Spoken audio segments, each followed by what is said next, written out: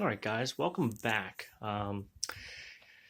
So I've been doing some work, as you can see. I've got my bench set up here. I've got my new handy dandy, awesome soldering iron. Got off Amazon. I'm just an amateur guy, so I needed something basic, but I did want a digital one, and I did go with this Xtronic model 3020. It's digital. She's awesome. I mean, she heats up as soon as you turn her on, within 30 seconds. As you can see, there's a temperature rising up to where I wanted it to. And got this for 50 bucks off Amazon, so definitely get that. Got myself a solder pump tool here, some nippers, a mat here, and a whole bunch of cool stuff. So all this took a couple weeks to get in, but I knew that I was going to need this for my project. And as I pan over here, here is the Atari TT. Now, she has been torn apart. I have since gotten her back, completely done a complete teardown. Inside, she was actually pretty clean. There was not much going on inside, which I was very thankful for. The case has weathered some better days, and we'll get to that in a bit. But you can see down here, I've got my SCSI hard drive, which, by the way, still works, ironically. My floppy drive, I did have to take apart and clean it. I was having some disk read issues, so I did all that and cleaned it out, used some rubbing alcohol, blew some dusting air through it. It was fine. Last time I spoke to you guys online was a couple weeks ago when I first got her out of the box. And my first issue was my PSU. She wouldn't fire up. So did some probing and testing and found out this little guy right here was the culprit. So I went to Exos website. He's out of Great Britain, on the other side of the pond. Got an exact replacement, so that's exactly what I wanted for this. And he also did send me a recap kit, but I think I sent him the wrong model number, because what I got was for a Fyong, but it was for a different model. It was for what's in the ST. And that's okay. I mean, I'm out there to support the community, so I've got no problem with that. I'm sure I'll come across an ST at some point in my life, and I'll go ahead and recap it. But for now, I've got that on hold. And this is the recap kit. Excuse me. That they send you. It's it's got about 8 or 9 caps in here, some dissipators, and it's got a couple resistors in there as well. So I'm going to hold on to this because this is definitely handy, but this definitely does not match this PSU. Like I said, I tested the PSU, and the power coming from it's clean. It's not varying. It's got a good sign on it, and the voltages are clean and correct and stable. So I'm okay with that for now. So what I have done is ordered some cool new toys. Over here, you'll see plugged into the cartridge port. This little guy is called the NetUsbee. Now, the NetUsbee serves 2 functions at this point. Right now, you can use wired Ethernet to connect it up to your local area network and configure it as a live network device on here, which is going to come in pretty handy once I get to the software and upgrading that, so I can get the sucker online. I had some issues at first where when I first plugged this thing up and I wanted to get some software, and I was like, great, okay, she runs now. What do I do?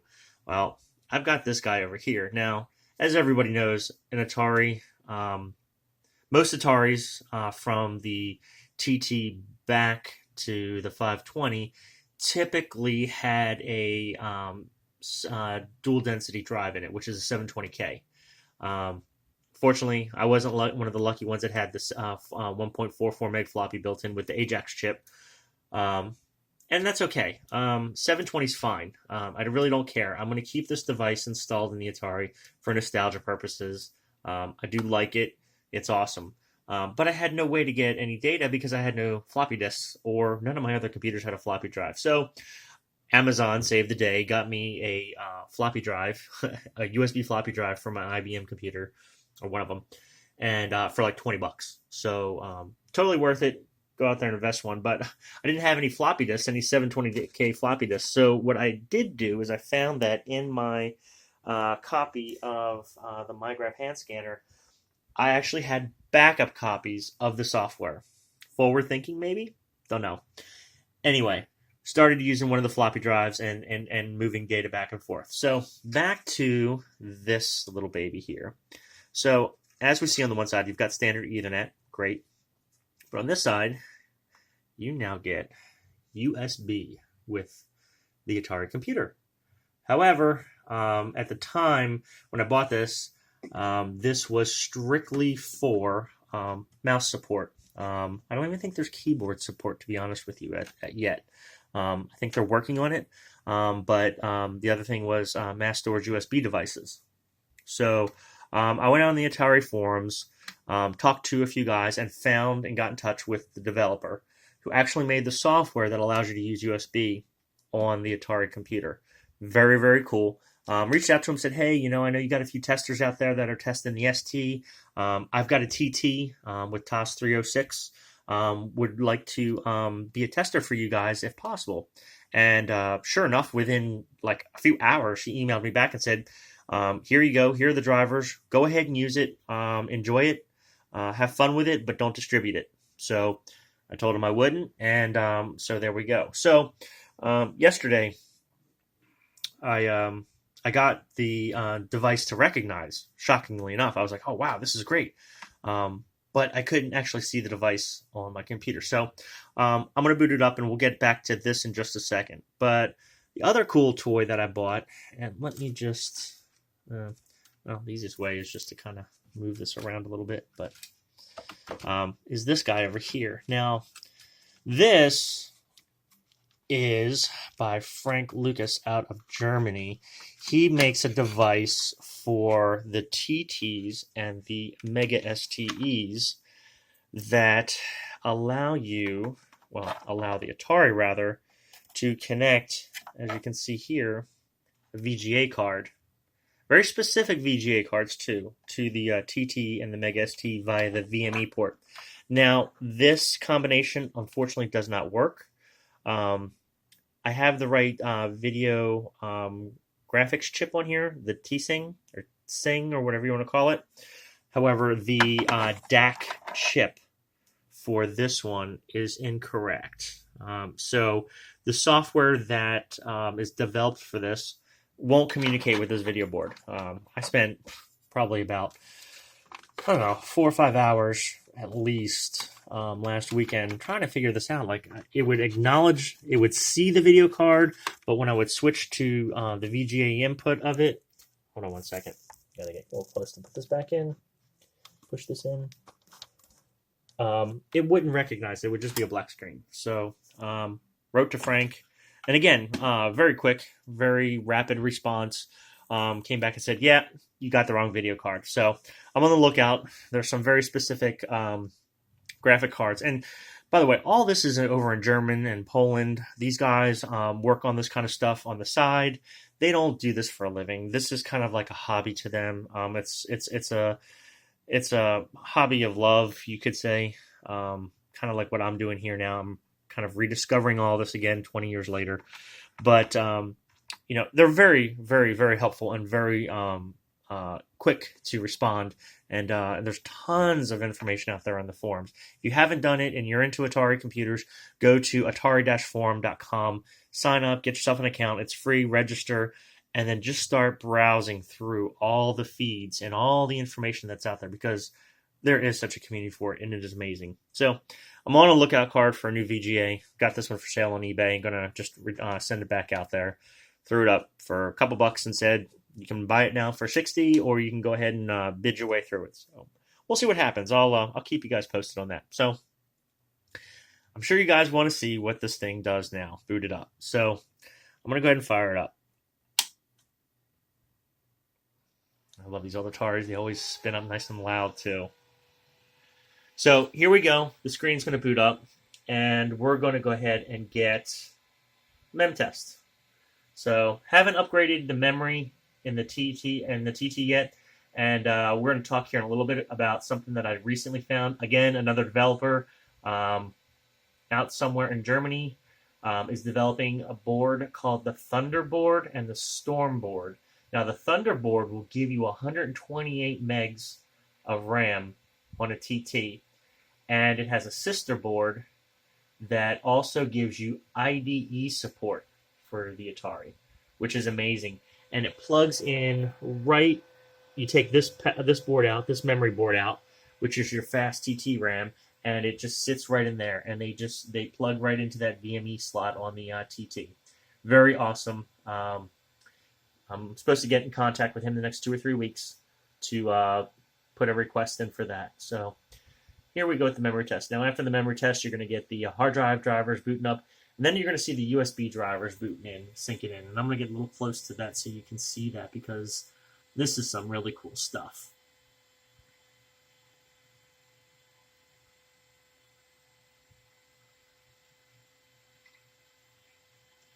There it goes. Core USB installed, USB driver installed, and boom.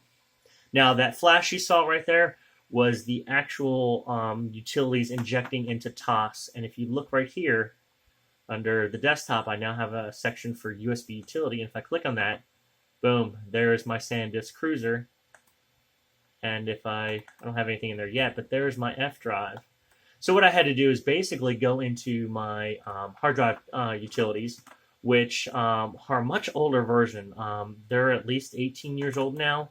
Ironically, they saw and recognized the drivers.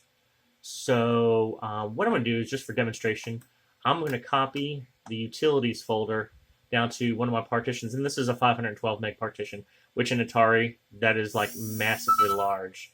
So as you can see, we're going to go ahead and copy these files. Now I'm going to pan over and show you the light blinking on the drive here. But I'm going to go ahead and hit copy, and boom. As you can see, files are copying off of the SCSI built-in drive right over here. You can see that light just blinking away, which is awesome.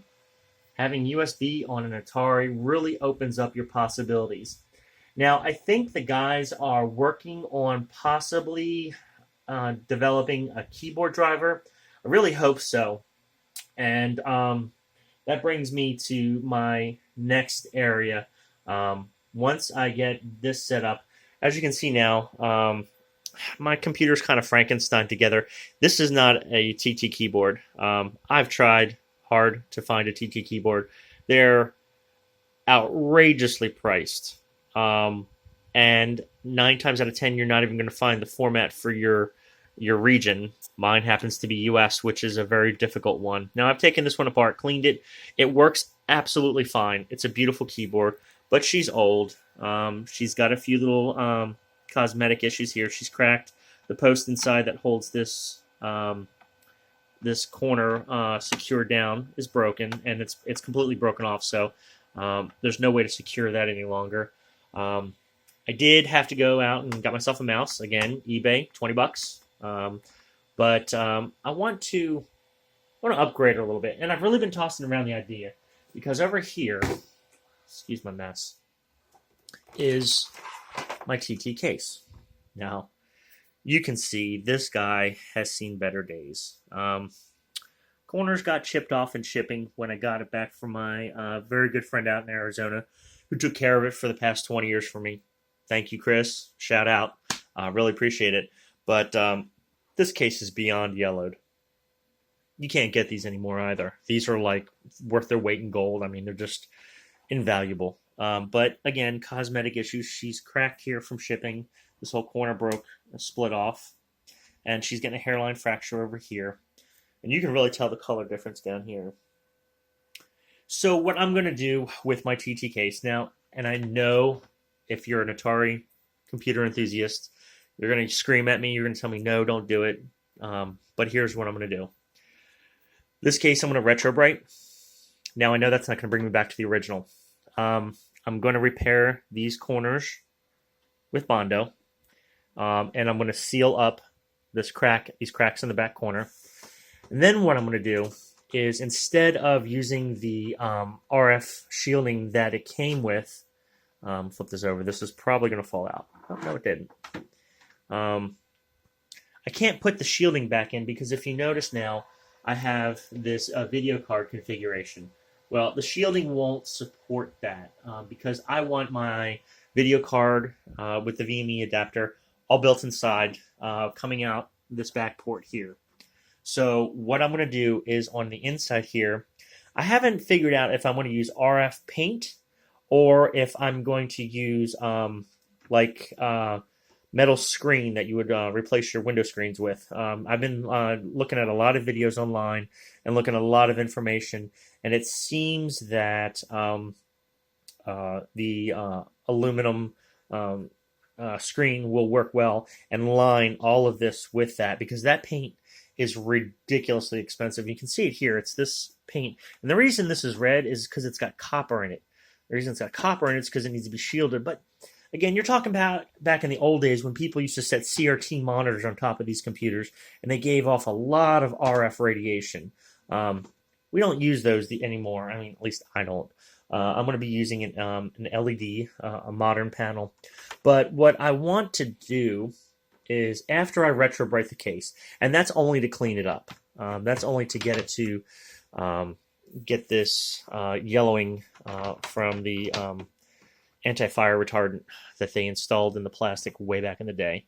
What I'm going to do is, and I had some fun with this once before with my vehicle, but they make a paint. I know you guys are saying stop. You're saying stop. No, don't do it, please. Don't screw up the TT. And you know it's one of a kind. Well, they make this paint, and you can get it at pretty much any auto parts store, and it's rubberized paint, and it's really really cool. And I'm going to spray paint this whole thing a nice matte black, but it's going to be rubberized black paint. And that way, at any time, if for whatever reason I decide to get rid of this or someone doesn't like it or whoever owns it after me, hopefully, God willing, pass it on to someone who can really use it after I'm long and gone. If they wanted to, they could just literally peel it right off. And they could have the original case back.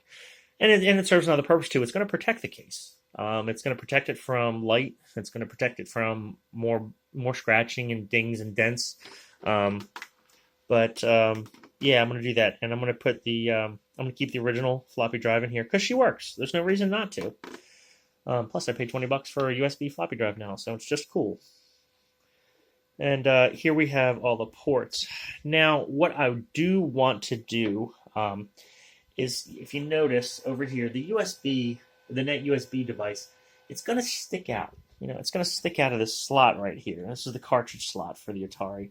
What I want to do is I want to put basically a cartridge port return on the case, so that way through a ribbon cable, feeding the NetUSB back up inside of the TT. And what I want to do is right here. You notice it says LAN. Well, don't get too excited. If you're familiar, these old TTs used a proprietary Macintosh LAN adapter, but it never got developed. It never got used. It was never going to be developed or used because Atari decided to go out of business. And so what I want to do is remove that DIN adapter that's on the motherboard, and you can see it. I'll point it over to you. It's right there next to the reset button. I'm just going to desolder that. I'm going to keep it. And then I'm going to run the NetUSB RJ45 out of that port. So it's still going to be a LAN port. It's still going to serve its function, but it's going to be upgraded to RJ45. I may have to do a little trimming around here, but honestly, I think that's okay. And I'm going to run USB port out the back. And back here, I think what I'm going to end up doing is putting the USB port on the metal plate where the VGA connector is on the VGA card. So you're going to VGA, and then you're going to have USB. And then you're going to have all your Atari ports. Nothing back here is going to be fiddled with or changed in any way. And it's going to look original. Of course, it's going to be black. It's going to be a matte black to kind of go with the monitor. And, of course, I'm going to change out the LEDs for the power and the hard drive, and they're going to be blue. So it's going to be black and blue. Then on top of the black paint, I'm going to take some silver tester paint and kind of trim out some of the features on the Atari. Maybe some of these lines in here, do a nice silver, so it's a black and silver box. Because I've got a black Acer monitor here. That's just the screensaver. But you can see it's black and it's got some silver accents on it. So I think that's going to look really slick on the TT once it's all set up. Then once I get all my hardware done, we're going to start working on the software. Because TOS really is not an operating system that is user-friendly by today's standards. Plus, it's not multitasking. I'm thinking about Mint. Thing is another possibility on top of it. I really don't know all the ins and outs of the operating systems yet. I'm going to do my research on up on the Atari forums. But yeah, I may even put NetBSD on there, or possibly whatever flavor variant of Linux will work with Atari, because I'm very familiar with Linux. It's something I use in my day-to-day life for the most part, and I'm studying in school, so it would definitely be a good help. And how cool would it be to tell your professor, yeah, I'm just going to go hop on my Atari and get this assignment done for you. They're going to look at me going like, what? So anyway, guys, that's it for right now, but I did want to show you that the Atari is up and running. We have files. I can access the drive now that I've copied all my utilities over onto. And I'll even show you. I'll go into the hard drive utilities, and we'll just come down here and go to the hard drive utility app. And if you notice too, this was really cool because I'm using such an old version, 771. I mean, that's 1999. That's 19 years old. And then if you go into the USB utilities here, you'll see the SanDisk Cruiser and the root hub, which identifies this thumb drive over here. So it automatically sees it. But yep, if you do a, let's see, it does check it somewhere in here. I forget where. But anyway, that is it for now. I will keep you posted, and yep, we'll have some more videos to come.